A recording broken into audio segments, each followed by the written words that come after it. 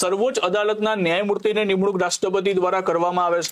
રાજ્યની વડી અદાલતના ન્યાયમૂર્તિની નિમણૂક રાજ્યપાલ દ્વારા કરવામાં આવે છે। નીચે પૈકી કયા વિધાનો યોગ્ય છે જણાવજો। સુપ્રીમ કોર્ટ, રાષ્ટ્રપતિ, હાઈકોર્ટ, રાજ્યપાલ। સરખું થાય, છેદ ઉડે છે બંનેની અંદર, બંને વિધાનો સાચા થવા જોઈએ। બરાબર, આવા ખોટા છેદ ઉડાડતા નહીં, જે છેદ ઉડે ત્યાં ઉડે, અહીંયા ના ઉડાડતા। કેન્દ્ર રાજ્યના છેદ ઉડાડતી હતા તો યાદ રાખવાનું, મેં હંમેશા તમને કહેલું છે, હંમેશા ટ્રીક આપેલી છે કે હંમેશા રાજ્યપાલ અને હાઈકોર્ટ બંનેને ત્યારે જ લેવા દેવા છે જ્યારે શપથ આવે। બસ શપથ સિવાય આ બંને એકબીજાથી દૂર જ રહેશે કે રાજ્યપાલના રસ્તે, હાઈકોર્ટના રસ્તે, બંને અલગ અલગ। શપથ આવે ત્યારે જ બંનેને ભેગા કરવાના, બાકી રાજ્યપાલનું કામ કરશે અને હાઈકોર્ટનું કામ કરશે। તો અહીંયા રાષ્ટ્રપતિ બરાબર છે, અહીંયા રાજ્યપાલ નહીં આવે, અહીંયા જવાબમાં શું આવશે? અહીંયા જવાબમાં રાષ્ટ્રપતિ આવશે। તો અહીંયા પ્રશ્ન છે નિમણૂકનો। તો જો નિમણૂકના પ્રશ્નો અવારનવાર પરીક્ષામાં ઘણા પૂછાય છે, તો નિમણૂકનો લિસ્ટ યાદ રાખી લેજો કે રાષ્ટ્રપતિ કોને નિમણૂક કરશે। તો યાદ રાખજો,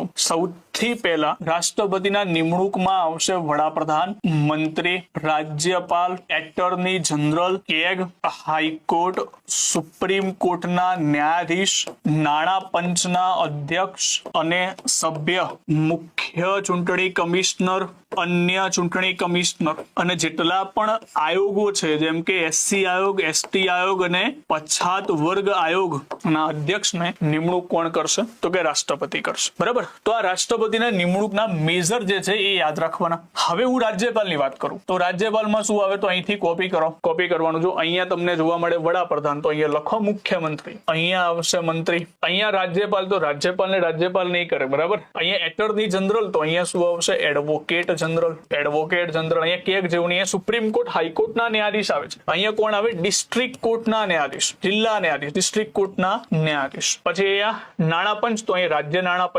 રાજ્ય નાણાં પંચ, બીજું અહીંયા રાજ્ય ચૂંટણી કમિશનર, બીજું અહીંયા એક વસ્તુ બીજી એડ કરી દેજો, યુપીએસસી ના સભ્ય અને અધ્યક્ષ, યુપીએસસી ના અધ્યક્ષ અને સભ્ય, તો અહીંયા આપણે યાદ રાખવા માટે જીપીએસસી, આમ તો રાજ્ય લોક સેવા આયોગ લખીએ છીએ પણ જીપીએસસી લખી દેવું, જીપીએસસી ના અધ્યક્ષ અને સભ્ય થઈ ગયું।